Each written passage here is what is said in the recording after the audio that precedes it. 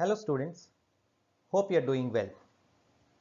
In this video, we'll look into some concepts of properties of matters and fluids.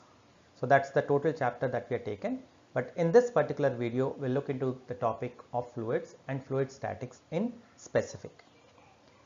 So the concepts that we are going to look into are thrust, atmospheric pressure, gauge pressure. We'll try to understand what is thrust, what is atmospheric pressure and what is gauge pressure. Then we'll try to get an expression for pressure due to a liquid column. And then we'll go to Pascal's law. Then we'll try to understand what is buoyancy. And we'll try to use that concept of buoyancy to understand what is Archemedis principle. To start with, let's start with thrust and pressure. Now what is thrust? Thrust is the normal force acting on a surface. Like if I have any surface, let's say this is a surface. The force which is acting normal to the surface is called thrust. So what is thrust? I can say thrust is normal force acting to the surface. Then we define pressure. Now pressure is what? Pressure is thrust acting per unit area of the surface. So what is pressure? Pressure, you can see that pressure is thrust acting per unit area of the surface. Now pressure equal to, I can write thrust per unit area. That is what is given. So what will be units of pressure? And now thrust is force. So thrust is Newton, area is meter square, Newton per meter square, which is given a unit called Pascal. Now this pressure, again we classify them into two categories. One is atmospheric pressure. Atmospheric pressure. Now atmospheric pressure is the pressure due to the atmosphere at any point. So that's for atmospheric pressure. I'll represent it by PA. And then we define something called gauge pressure. Now gauge pressure is the pressure due to a particular fluid or a particular object. Now I'll write it as PG. Now let's say I have an object placed on ground. Now I want to find what is the net pressure. Now we know that atmospheric pressure is acting here and gauge pressure is also acting here. So net pressure I can say is equal to atmospheric pressure plus gauge pressure. Or if I know what is the net pressure, I want to find gauge pressure, I can write gauge pressure equal to net pressure minus atmospheric pressure, right? So this is what is thrust, pressure, atmospheric pressure and gauge pressure. Now let's try to get an expression for pressure due to a liquid column. So let me take a liquid column here. I just want to find out what is the pressure due to this liquid column. Now in order to find pressure, I'll first find out what is force and divide thrust or force acting perpendicular to the base and divide that by the area of the base. Now force acting on the base is equal to mg. Mass can be written as density into area into height, because area into height is volume into g. So I have force acting or thrust acting on the base is rho a h g. Pressure is what? Pressure is thrust per unit area, or that is F by A. So that can be written as rho a h g by A. A cancels, so I'll be left with pressure equal to rho g h. So from here you can see that pressure does not depend on the amount of matter or amount of fluid. It only depends on the density of the fluid and the height of the fluid column, because on Earth I can take acceleration due to gravity to be constant. So pressure depends on what all factors? I can say pressure depends on 1. Density of the fluid or density of liquid, and 2. The height of the fluid column. So it does not depend on the total volume or total mass of the liquid which is causing pressure. To move ahead, let's define Pascal's law. Now Pascal's law is defined for a static fluid, a fluid which is not moving. Now Pascal's law says that for any static fluid, pressure at a given height is equal and equally distributed in all the directions. What do I mean by that? So here if you can read the statement of Pascal's law, it says pressure applied to a confined fluid, a fluid which is confined in a container at rest. It is transmitted undiminished to every portion of the fluid and the walls of the containing vessel and is always exerted at right angles to the walls. So if I'm applying a pressure P here, the pressure is the whole pressure is transmitted to every point on the liquid. So for example, if I'm applying a pressure P here, let's say, now you can see that same pressure P is acting here. Now why this Pascal's law becomes so important? Because pressure is transmitted undiminished from one point to other point. Now the force acting at that point is changing. Now, for example, I am applying force F1, then F1 can be written as P into A1. I am extracting a force F2, F2 can be written as P into A2. Now we know that P and P are same, so if A2 is very much greater than A1, then F2 is very much greater than F1.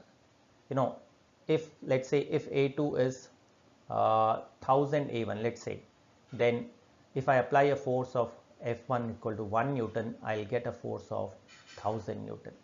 So in this way, my effective force is magnified depending on the areas on which the pressure is acting. And that is why we see the application of Pascal's law in almost all hydraulic phenomena. So on all hydraulic phenomena, we have Pascal's law, which increases the effective force that we are actually applying on the system. So this is what is Pascal's law. After that, let's try to understand what is buoyant force. Now, I don't know whether you have experienced it or not. You jump into a swimming pool, you feel lighter in the water, or you take some object in your hand, put it in the water, and you'll feel that the weight of the object that you're experiencing is less than its actual weight. So what is happening? Now this happens because there is some force applied by the water in the upward direction. So the force applied by the water in the upward direction is called buoyant force. So what is buoyant force? Buoyant force is the force that is applied by the water against gravity, and that is the reason why we feel that the weight of the object inside a fluid is less than the weight in let's say atmosphere. So what is I can say buoyant force? Buoyant force is what? It is upward force. Now we call it as upward, we say it is upward force because gravity is pulling everything down and buoyant force is opposing it. So but if I have an object, if a fluid is let's say accelerating in horizontal direction, then buoyant force can act in horizontal direction also. So I can say upward force applied by a liquid,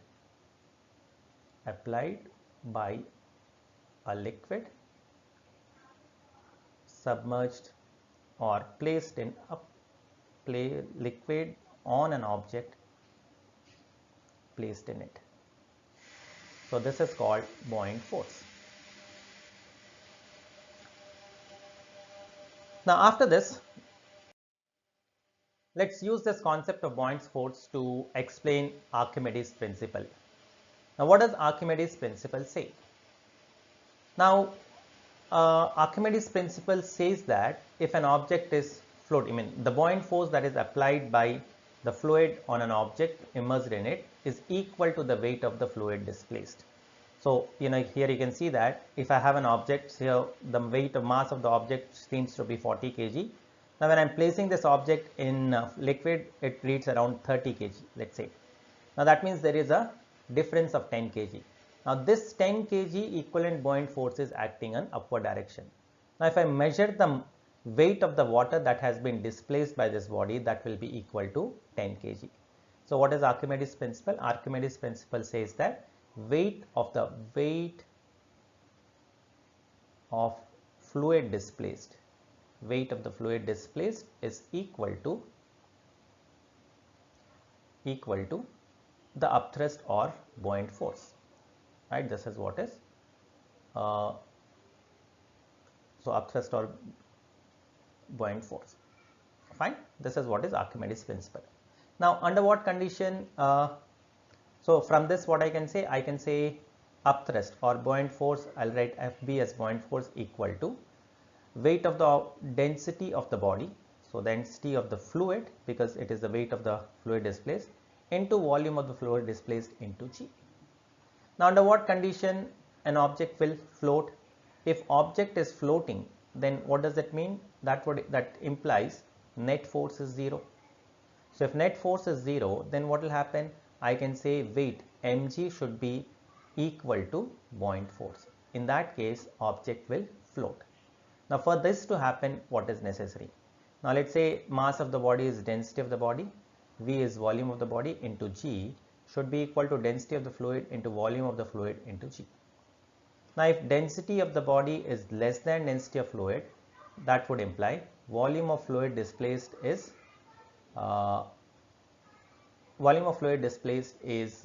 less than volume of fluid.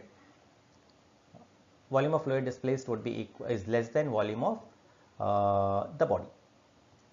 So that means this is partially floating. So the object floats partially when this is happening. Now if density of the body is equal to density of the fluid, that would imply volume of the fluid displaced is equal to volume of body. So it is immersed. It is immersed but still floating. So because the net force is 0. So these are the cases under which the body would partially float or float while totally immersed inside the fluid. Now what would happen in case of a sinking body? Now a body would sink if weight of the object is greater than buoyant force. That is, density of the body into volume of the body into G is greater than density of the fluid into volume of the fluid into G. I'll get rid of G. Now volume of fluid displaced cannot be greater than volume of body. So the maximum volume of fluid displaced is equal to how much? Volume of the body. It can't be greater than that. So I can say density of body into volume of body is greater than density of fluid into volume of fluid. So this would imply density of body is greater than density of fluid. So if density of body is greater than density of the fluid in which it is placed, the object would sink. So if I want to find what is the acceleration, then we'll find the net force. In that case, net force would be mg minus upthrust. Buoyant force. This is net force. So acceleration can be written as mg can be written as density of body, volume of body into G minus density of fluid into volume of body into G by mass. Mass is density of body into volume of body into the volume of body. That's it. So I can get rid of volume of body from every point. That would give me acceleration equal to density of body minus density of fluid by density of body into G. This is the acceleration with which the object would move downwards. Under what condition? When the density of the body is greater than density of the fluid. So this is what is there in fluid statics. So what all things we have seen in fluid statics? We have seen what is upthrust and what is pressure, what is atmospheric pressure and what is gauge pressure, the relation between them. Then we saw what is, in fact, we derived an expression for pressure due to a fluid column and saw that pressure due to a fluid column does not depend on the amount of the liquid that is taken. And after that, we defined Pascal's law and how Pascal's law helps us in increasing the effective force applied on a body. And finally, we tried to understand Archemedis principle. Hope you could follow all these things. Thank you very much for watching this video and also watching all other videos of Get My Classes. So you can keep watching these videos as well as the questions and solutions of various topics as well as subjects and Get My Class and make the best use of the services available to you. Thank you once again.